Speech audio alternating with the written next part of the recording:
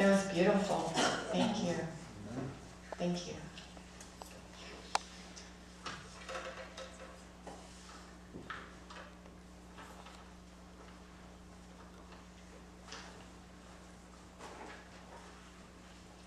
Good morning. Good morning. I am Cathy DeLauter, and I'm very grateful to be here. Especially grateful to be talking about my favorite subject recently is gratitude, and especially gratitude as a spiritual practice. Let's just take a moment to give thanks. Thank you, Divine Creator. Thank you for bringing us all here today, for getting us all safely here today. We thank you for this moment. We thank you for this day. We recognize that each moment and each day as a gift, and we celebrate the gifts we are given each day. Thank you. And so it is. So nearly all of the spiritual traditions emphasize the importance of giving thanks. Giving thanks to benefactors, whether they be supernatural or otherwise. And gratefulness is at the heart of every spiritual practice. So it's not a new idea. It's been around for quite a while. And the Christian mystic Meister Eckhart said, if the only prayer you ever said was thanks, that would be enough. So what are you grateful for right now? I invite you right now just to notice your breathing. Not changing it. Just notice it. Breathing in, breathing out. It feels good, doesn't it? Just to stop and notice your breath. The gift that we have that is constantly there supporting us. For what would we be without it? We wouldn't be here.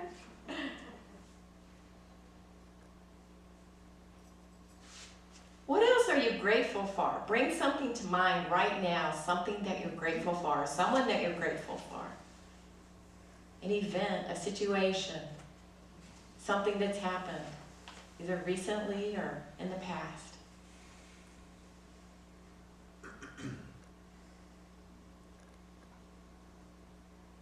Notice the immediacy of feeling good by feeling grateful. Gratefulness opens our heart to the gifts that are always there, that are present. So if we weren't breathing easily, we would be appreciating it when we were, especially like after a bad cold. Ever notice how good you feel after a bad cold? And you can feel good again, you can breathe, it's like, I'm back to normal now. So the gift is there all along. It's just that we're choosing to put our attention on it. So that's what we're going to focus on today, is to beginning to notice and appreciate the gifts that are already there, and then to build on that gratefulness. So I want to tell you why I chose this topic. I chose it for several reasons. One, it's February, so it's the month of love, and I always like to think about something loving if I get an opportunity to talk about love in February. So gratefulness to me is a really good way and a very practical way to begin to open your heart to yourself and to others. It's immediate and it's right there, and the gifts are always there. And it's a way to learn self-appreciation and self-love for yourself. Another reason that I'm choosing this topic is because I've been on a physical healing journey intensely since September, and a part of that healing has encompassed keeping a gratitude journal. So I've been keeping a gratitude journal for the past 2 months. And then in preparation for this talk, I had to think about, well, what are the things that I want to talk about? And what I usually choose is something that's up for me in that moment or sort of like recently. And so since I've been practicing gratitude by writing in a gratitude journal, I wanted to speak on gratitude as a practice, as a spiritual practice. And I first encountered the idea of a practice when I was in ministerial school, and I can't say that I've really practiced it since then, and that was back in 2006, not as a practice. So actually giving this talk was kind of really, I'm grateful because it's opened up some doors for me in terms of thinking about gratitude as a practice. Okay, and the other reasons I like the attitude of gratitude practice is because it's simple. It's not easy, but it is simple, and it doesn't require anything, like you don't need a mantra, you don't need to read a book, you don't need to stand on your head. It's just right there and it's immediate. And again, I like the immediacy of feeling good, which we all experienced, hopefully. So what is the purpose of a spiritual practice? And this came from the ministerial training manual. Hutch! Bless you. Hutch! Bless you again. Thank you. The purpose of a spiritual practice is to realign our consciousness with what is highest and deepest and truest in ourselves, to what really matters, to remind us of who we are and reconnect to the source of our being, and to recognize that same source in everyone and everything. We offer our minds to be healed in all ways, and ask that love may direct us in all we think, say, and do. So again, the purpose of a spiritual practice is to realign our consciousness with what is highest and truest in ourselves, and just to remember who we are. And the other purpose is just to open your heart. And a spiritual practice requires the following things: to be disciplined, to choose. You must make the conscious effort to do so, to practice. And again, practice, practice, practice. If you want to learn anything new, like learning an instrument, it takes practice, and it takes dedication, it takes effort. And another one is become mindful, to become aware. And rather than be grateful in hindsight, the practice in gratitude will require you to start looking for the opportunities and the gifts that are present in each moment. And if you take all these steps, you will build those muscles. Just like I've been building muscles recently with my exercises. And when I finally got past 10 push-ups, I was pretty amazed and pretty grateful. But it took persistence and dedication. And so gratitude builds on itself, and one moment of gratitude leads to another. And in the end, we have a heart filled with joy. Author Henry Nouwen says in The Return of the Prodigal Son, "In the past, I always thought of gratitude as a spontaneous response to the awareness of gifts received. But I now realize that gratitude can also be lived as a discipline. The discipline of gratitude is the explicit effort to acknowledge that all I am and all I have is given to me as a gift of love, a gift to be celebrated with joy. So we count our blessings instead of our woes, and we just begin to have an attitude of gratitude. As I mentioned, having gratitude makes us feel good, and we can begin to shift from negative emotions to positive emotions. It can shift you out of a funk, shift you out of a negative thinking phase, because you can't be in appreciation and in a funk at the same time. And physically, it relaxes you. Your muscles relax when you're recalling a situation in which you're grateful. And so it helps you feel energetic and alert and energized, enthusiastic. What's the research say on gratitude? Yes, there's research. They actually have scientific studies now on research. One is in the book of The How of Happiness. It talks about us having a genetic set point for happiness that we're born with, that we come into this life with, just like you have a genetic set point for weight. So it says 50% of our propensity for happiness is based on a genetic set point, something we really can't influence very much. 10% is based on life circumstances, such as getting a promotion, or finding the right one, achieving the creative dream. And 40% is intentional activity that we can influence with our behavior. So this means that with choosing gratitude, we can influence our happiness level. We can choose to focus on gratitude, and that will influence us, influence that genetic set point. And there's another study by UC Davis, and the book is entitled, Thanks, How the New Science of Gratitude Can Make You Happier. And this is under the field of positive psychology, which I didn't know existed, but now I do, prior to this. So they had the participants in the study divided into 3 groups. And this was done on a weekly basis. And they one group wrote 5 things they were grateful for. Another one described 5 daily hassles. And another one described 5 events that had affected them in some way. So the results were, those in the gratitude group that wrote about the things they were grateful for, felt better about their lives overall, were more optimistic about the future, and reported fewer health problems than the other participants. And as you would guess, daily writing about gratitude served them even better than the weekly. However, my surprise was that even with the weekly gratitude, that it made this much of a difference. I never would have guessed that. So what gets in the way of gratitude, of our being grateful?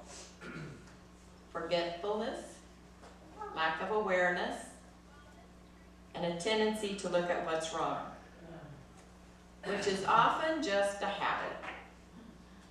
And we can change a habit. We can learn new behaviors, which is what this is about. And Thich Nhat Hanh, who's a Buddhist monk, says in his book, Peace is Every Step. We often ask what's wrong. Doing so, we invite painful seeds of sorrow to come up and manifest. We feel suffering, anger, and depression, and produce more such seeds. We would be much happier if we tried to stay in touch with the healthy, joyful seeds inside of us and around us. We should learn to ask, what's not wrong? And be in touch with that. In the Bible, it says, in all things give thanks. That's really hard to do sometimes, many times. We've all had very difficult experiences.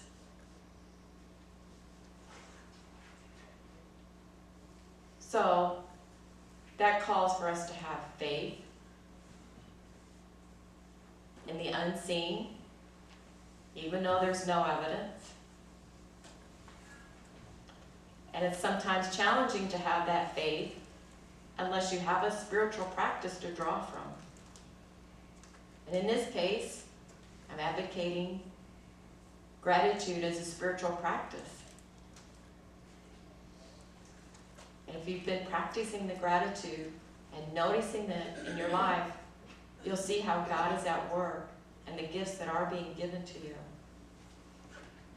And over time, you will build that spiritual muscle so that when those challenging times do come, that you'll be able to at least look at the place of the things that are not wrong. We're not going to say to accept what's going on. That's a challenge sometimes. But if we start looking at what's not wrong, that's a good place to start. And we build on that. As I already said, Divine Spirit is always constantly moving us towards our higher selves. And we don't have the big picture of why difficult, challenging things happen. But as we begin to open our hearts and to begin to love ourselves for where we are and appreciate ourselves for where we are and begin to love and appreciate others and ask, if you're having a challenging time with someone, begin to ask, what's not wrong with them? I'm not going to use what's right because that still comes into a judgment in my opinion. So begin to ask what's not wrong. Baby steps. Baby steps is good. We start with baby steps and build. So also we can begin to ask, what is our opportunity when there's a challenging? What is the opportunity behind this? Maybe there's something that I haven't noticed that could possibly be good in this situation. And it's just the asking of the question allows the space to come in, where grace can step in and say, maybe it's this, maybe it's that. So I'll give you an example. When Dave had heart surgery, my husband had heart surgery last year. He said it was okay to talk about him. When he had heart surgery last year, in the midst of the heart surgery and being in the hospital, there was some really pretty challenging things going on. And even looking back sometimes, you know how challenging hospitals can be. Basically what I'm asking myself and Dave to do is to reframe it by looking at what isn't wrong. And what we did is we focused on the heart surgeon, who was totally amazing. And in his presence, you felt, it was just incredible. Just being in his presence. So Dave and I both felt, especially going in, that he was in good hands. And the other situation that came up for us in regards to the heart surgery is all the appreciation and gratitude that we have for family and friends and everyone here at the Interfaith Center who came and helped us and brought us meals and caring committee and so many, in so many different ways. Someone came and sat with Dave during the day. Another example is for me, since I do still have one of the symptoms is chronic fatigue with the, and some other issues. And one of them being is my hip recently is just not cooperating. And so I was feeling this pain and I go, because I've been practicing the gratitude, I've started to say, well, what's not wrong? I started looking at my body and started appreciating all the things that were working really well. And boy, did that help. The pain was still there, but I didn't really focus on it anymore. It didn't matter anymore. It's like, okay, well, look, all these, I can walk, I can see, I can hear, I can do all these great things. So at any given moment, there's always lots to be grateful for. The blue sky, the sunshine, the eyes of a baby, getting here safely today and not being one of those that was on the side of the road. My heart goes out to them and blessings to them as well. I'm grateful that all of you made it here safe and sound. There's so many things to be grateful for. What comes to my mind was the Atlantic gridlock that took place about a week or 2 weeks ago. I just imagined myself being in that gridlock, and if I hadn't been practicing gratitude, what kind of thoughts would have gone through my head. Some of them were there from 8 to 12 hours or more. And just think, they thought they might have been going on a normal day to or from work, and no. So what I'm getting at is, we often take things for granted. I doubt if they take their drive to and from work for granted anymore. And there was a silver lining in all of that. Baby Grace was born in the midst of all of that. Yes, a baby was born, and they named her Grace. She was born in one of the cars. They called 911. They talked them through it.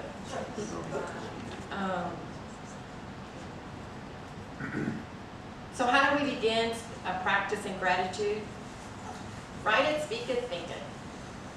Writing is very profound in establishing new behaviors. I suggest starting with a gratitude journal. Writing down your thoughts is very powerful. They suggest starting with 5 things, maybe going up to 10. So again, start with where you are. And if you can only do 1 or 2, you do 1 or 2. And then you build on it. That's another way to show self-love and self-appreciation, is begin where you are and not expect yourself to be doing way more than you should at that moment. Because we all have levels of where we are, and we honor that. Another way you can practice gratitude is if you see that a situation feels negative, try to find a way to see the positive and write that down. And the obstacles that get in the way is forgetfulness and a lack of awareness. So one way we can deal with that is use Post-it notes. Put them on your mirrors, put them at the breakfast table. I don't know about you, but I grew up saying grace every day. It went out the window somehow when I tossed out the former religion. I'm doing my best to bring that behavior back in. And when I say it, not to have it be rote, to actually begin to think about all the steps it took to get that food there. And then you can set reminders, of course, on your cell phone. And then you could partner with somebody.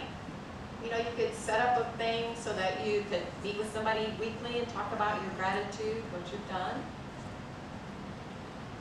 And lastly, mindfulness. Just develop an attitude of gratitude. Just begin to asking yourself, what's the opportunity or what's not wrong? You know, ever notice how grateful you are after your power is restored, after an ice storm? Same with your health. After you're over the cold, boy, don't you feel really, really good?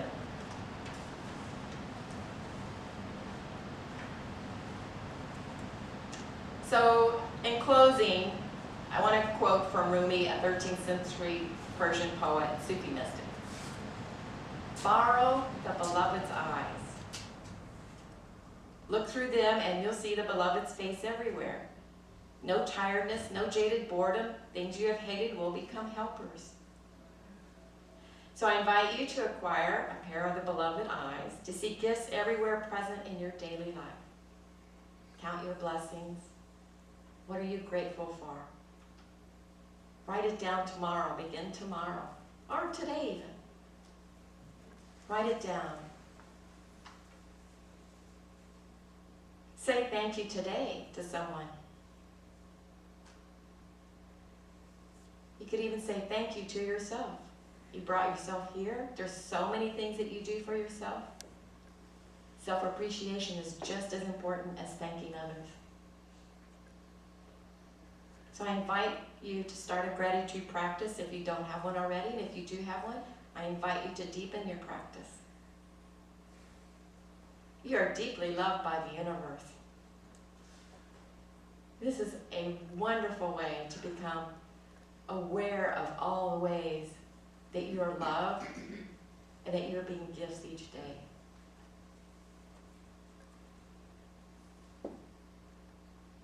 And I want to close with, look around you at the Interfaith Center and think about all the steps and all the people and everything that it takes for this Interfaith Center to be here and to exist.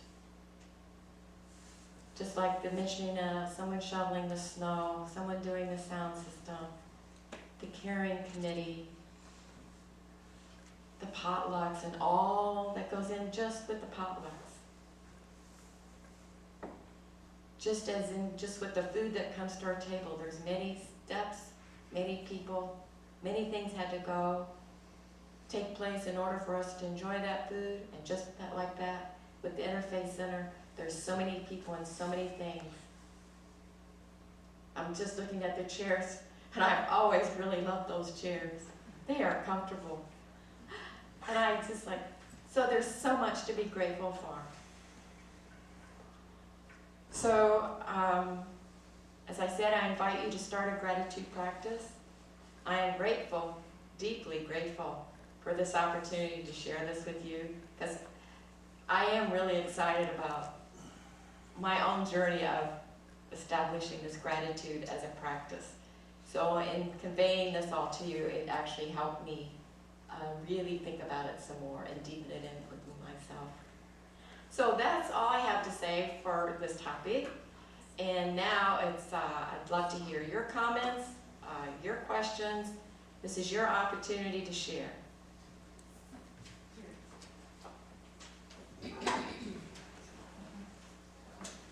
Well, who's good at turning this thing on? I think Randall is. I'll be grateful if I can turn this on. Is it working? Yes. So, you know, when I'm practicing gratitude, which I don't do on a regular basis, but sometimes I'll notice that I'm in a funk, and I'll use my will and gratitude to beat the funk away, and it doesn't work. You know,